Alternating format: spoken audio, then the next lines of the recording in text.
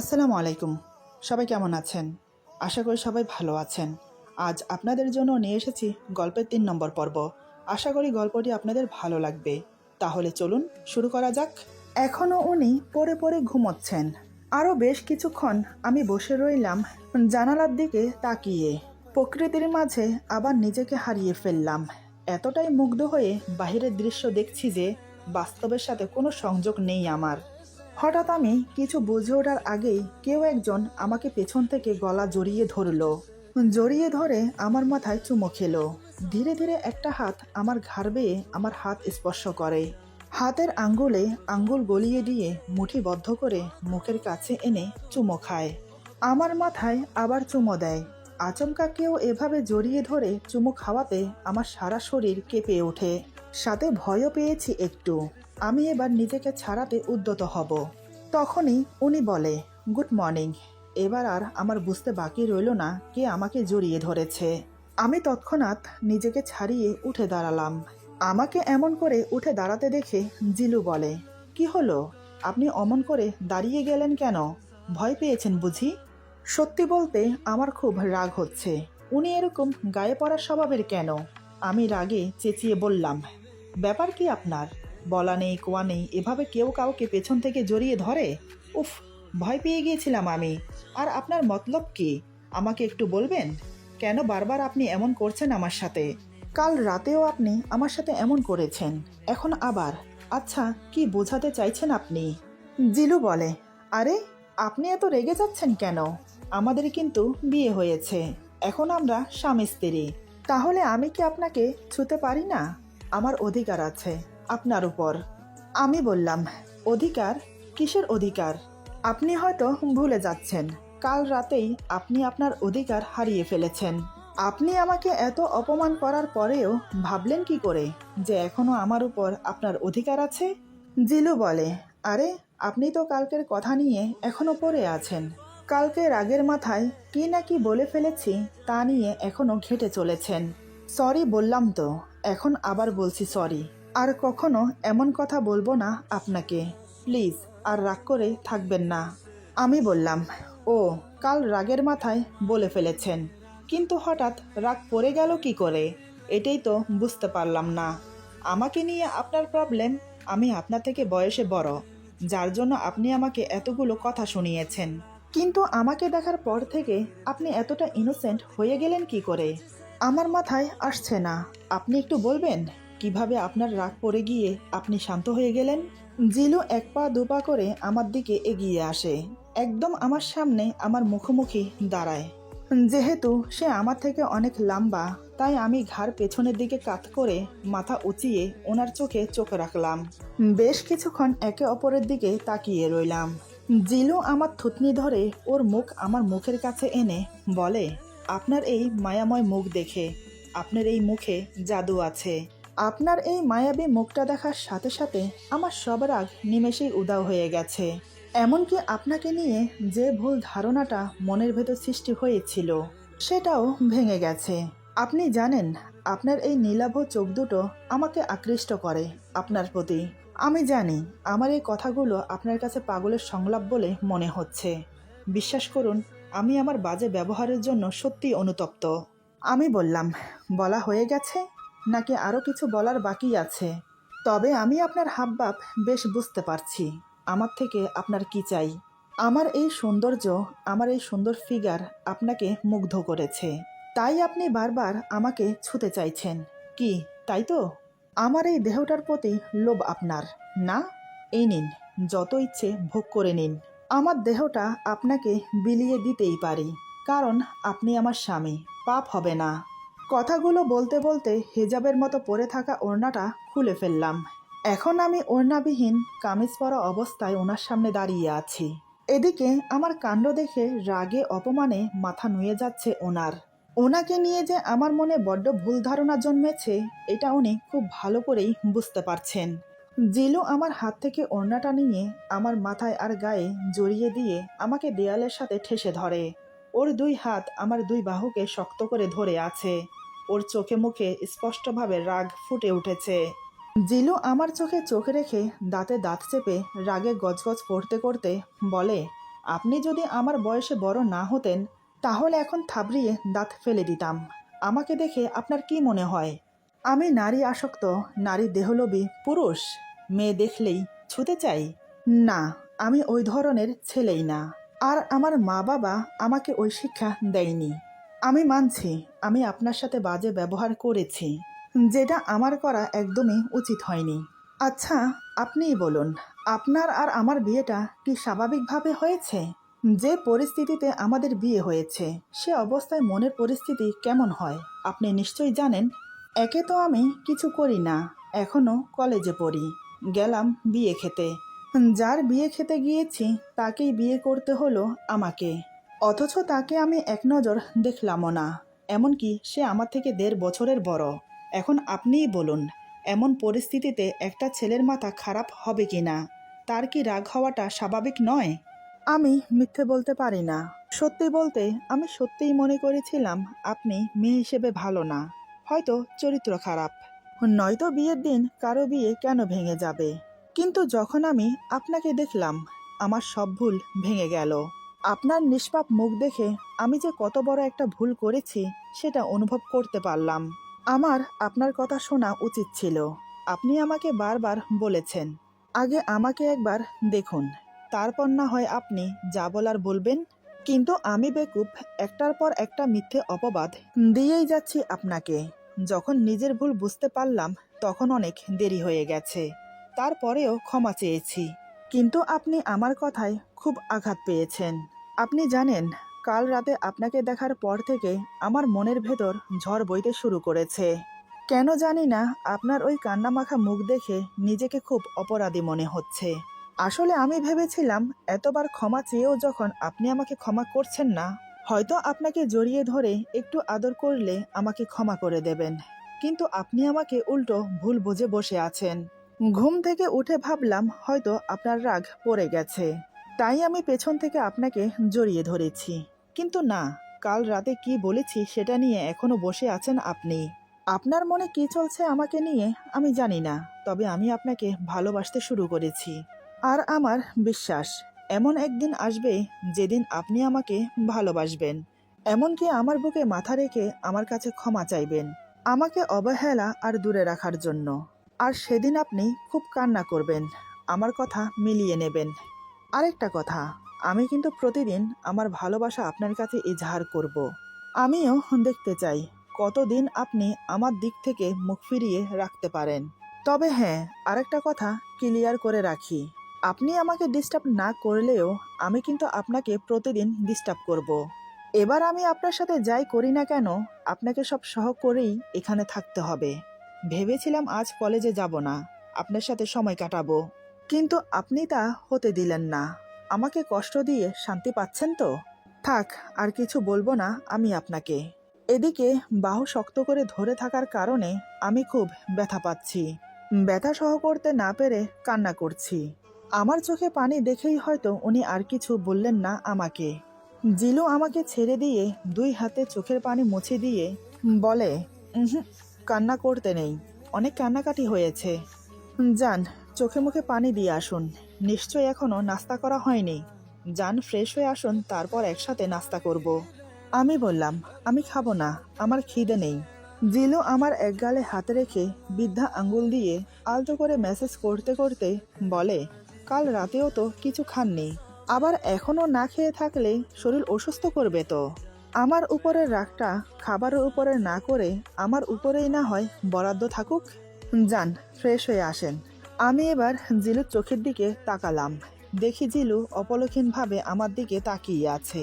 আমি কিছু না বলে খুঁড়িয়ে খুঁড়িয়ে ওয়াশরুমে যেতে চাইলে জিলু আমার বাহু ধরে দাঁড় করিয়ে দেয়।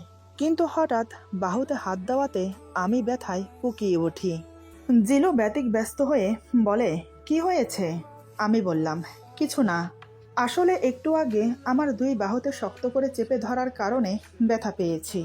এখন উনি যখন আবার সেই জায়গায় হাত দিয়েছে তাই আবার ব্যথায় টনটন করে উঠল।" জিলু বলে, "কি হয়েছে? আমাকে দেখান, আমি দেখি তো।" আমি বললাম তো কিছু হয়নি। কেন বারবার একই কথা বলছেন? যে কয়দিন এখানে আছি আমাকে আমার মতো থাকতে দিন না, প্লিজ, আপনার কাছে অনুরোধ করছি। বারবার আমাকে এভাবে হেনস্থা করবেন না। কথাগুলো বলে নিজেকে ছাড়িয়ে ওয়াশরুমে চলে গেলাম। জিলু শুধু চেয়ে চেয়ে আমার চলে যাওয়া দেখলো। জিলু মনে মনে বলে, আমার বউটা দেখছি যেমন রাগী তেমন আবার ঘাড়তারা। এর রাগ ভাঙাতে আমাকে বেগ পেতে হবে। তবে আমি হাল ছাড়ার পাত্র না। একটা কবিতা আছে না, পারিব না এই কথাটি বলিও না আর, একবার না পারিলে দেখো শতবার, 10 জনে পারে যাহা তুমিও পারিবে তাহা, তাই আমিও হাল ছাড়ব না। তুমি ভেবো না প্রিয়তমা, তুমি যেমন আমিও ঠিক নিজেকে তেমন ভাবেই তৈরি করব। কথাগুলো ভেবে মনে মনে হাসছে। বেশ কিছুক্ষণ পর ফ্রেশ হয়ে বেরিয়ে এলাম। এরপর জিলু ফ্রেশ হতে চলে গেল। অনেকক্ষণ পর বেরিয়ে এলো। এতক্ষণ ও খেয়াল করেনি। হঠাৎ করে চোখে পড়ল আমার পায়ের দিকে। পায়ের কাটা স্থান থেকে আবার রক্ত পড়ছে। পায়ে ব্যথা করছে সেটা অনুভব করতে পারছি আমি, কিন্তু পা থেকে যে রক্ত পড়ছে সেটা আমি দেখিনি। জিলু বলে, এ কি, আপনার পায়ে থেকে তো আবার রক্ত পড়ছে, দেখি তো আবার কি হয়েছে। ওনার কথা শুনে আমি পায়ের দিকে তাকালাম। দেখি সত্যিই রক্ত পড়ছে। এদিকে জিলু এসে আমার পায়ে হাত দিতে চাইলে আমি ওনাকে বাধা দিয়ে বললাম, আপনি দয়া করে আমার থেকে দূরে থাকুন প্লিজ, আমারটা আমি দেখে নেব। জিলু আমার দিকে এক নজর তাকিয়ে রুম থেকে বেরিয়ে গেল। কোথায় গেল ঠিক বুঝতে পারলাম না। এদিকে জিলু নিচে গিয়ে দেখে মা ড্রয়িং রুমে বসে আছে। মার কাছে গিয়ে জিলু বলে, মা, আমার ফোনটা মনে হয় গাড়িতে রয়ে গেছে, তুমি একটু ডাক্তারকে ফোন করো তো। ডাক্তারের কথা শুনে মা একটু ঘাবড়ে যায়। মা বলে, ডাক্তার? সাত সকালে ডাক্তার কেন, কি হয়েছে? জিলু বলে, কাল অসাবধানতায় আমার হাতে লেগে কাচের জগ পরে ভেঙে যায়। তোমার বৌমা না দেখে পা দিয়ে ফেলে, তাতেই ওর পায়ে কাচ ফুটে যায়। যদিও কালকে রাতে কাচ বের করে ব্যান্ডেজ করা হয়েছিল, কিন্তু আজ সকালে কাটা স্থান থেকে আবার রক্ত পড়ছে। মা বলে, বলিস কি রে, এই নে ফোন, তুই ফোন কর, আমি গিয়ে দেখি মেয়েটা কি অবস্থায় আছে। এই বলে মা জিলুকে ফোন দিয়ে উপরে চলে এলো। জিলু ডাক্তারকে ফোন করতে করতে বাহিরে চলে গেল। গাড়ি থেকে নিজের ফোনটা নিয়ে আবার উপরে চলে এলো। এরপর রুমে এসে দেখে মা আমার পায়ের ব্যান্ডেজ খুলে পা ড্রেসিং করে দিচ্ছে ডেটল দিয়ে। এটা দেখে তো জিলু অবাক। জিলু মনে মনে বলে, কাল রাত থেকে আজ সকাল পর্যন্ত এতবার আমি ব্যান্ডেজ করতে চাইলাম, অথচ আমাকে দিল না, কিন্তু এখন দিব্যি মাকে ধরতে দিল। আমাকে দিলে কি হতো, আমি তো ওর স্বামী। জিলু দরজার কাছে দাঁড়িয়ে দাঁড়িয়ে কথাগুলো ভাবছে আর আমার দিকে তাকিয়ে আছে। বেশ কিছুক্ষণ পর ডাক্তার এলো। ডাক্তার এসে পায়ে ব্যান্ডেজ করে কিছু মেডিসিন দিয়ে চলে গেল। যাওয়ার সময় বলে গেল ব্যান্ডেজ যেন পানি না লাগাই। মা ঘরের অবস্থা দেখে শিখাকে ডাক দিল। মায়ের ডাক শুনে শিখা রুমে আসে।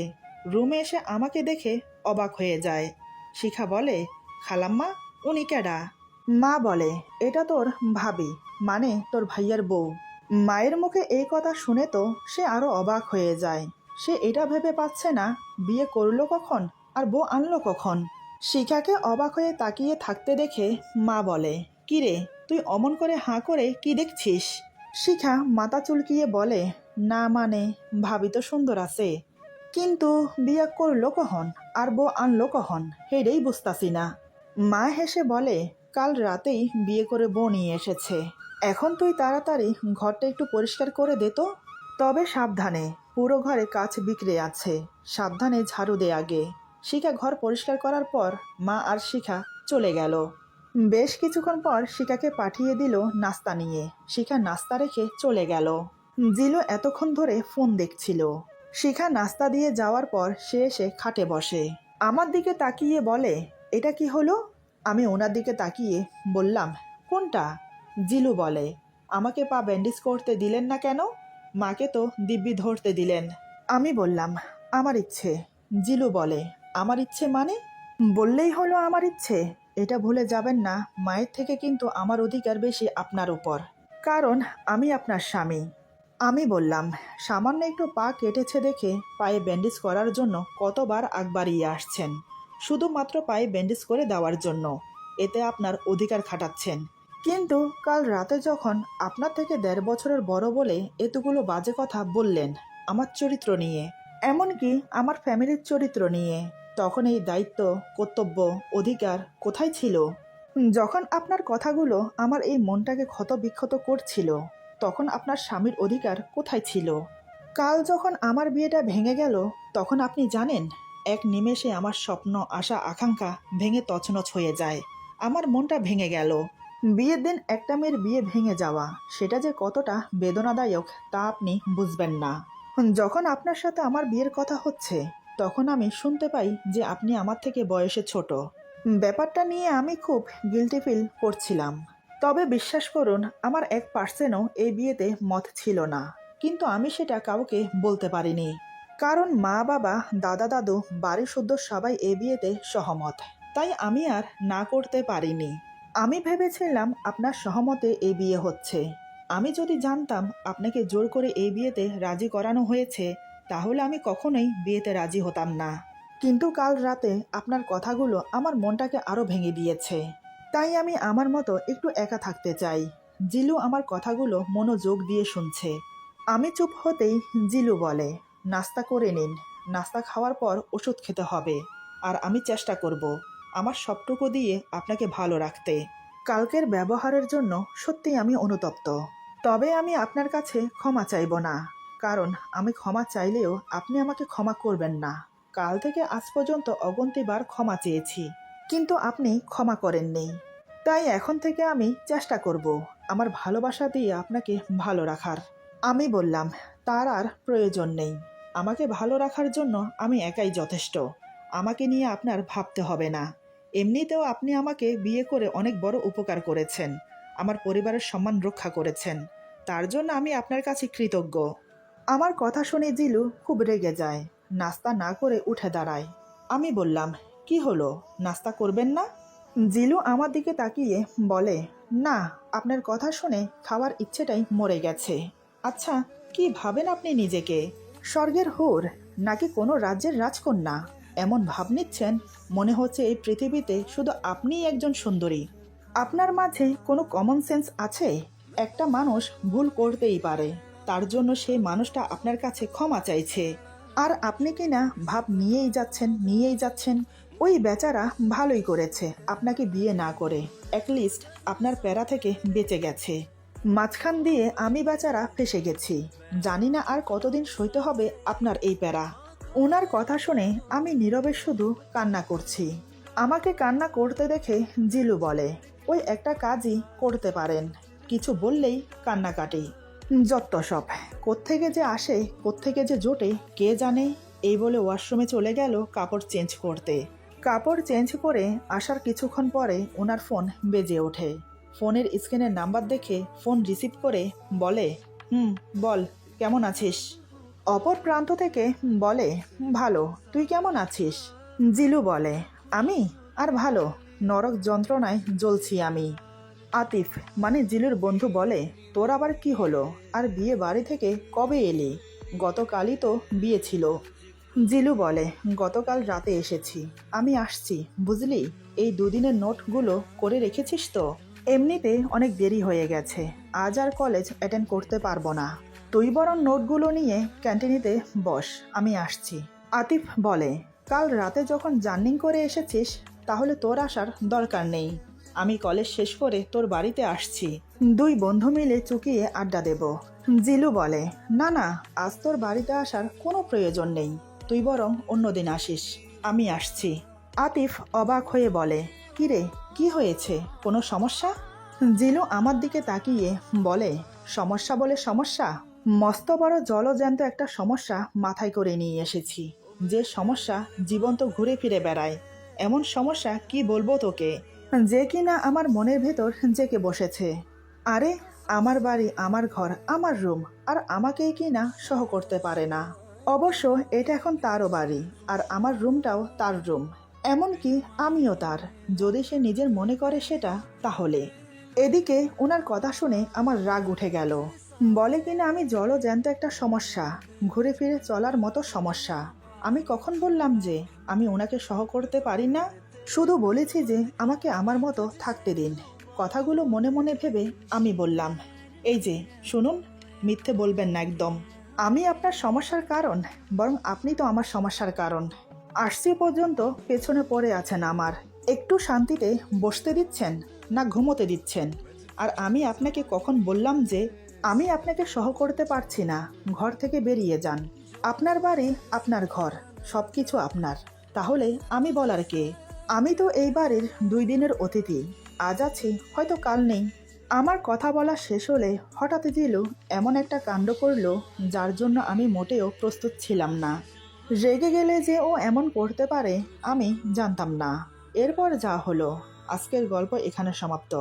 গল্পের বাকি অংশ পেয়ে যাবেন আগামী পর্বে। আশা করি গল্পটি আপনাদের ভালো লাগবে।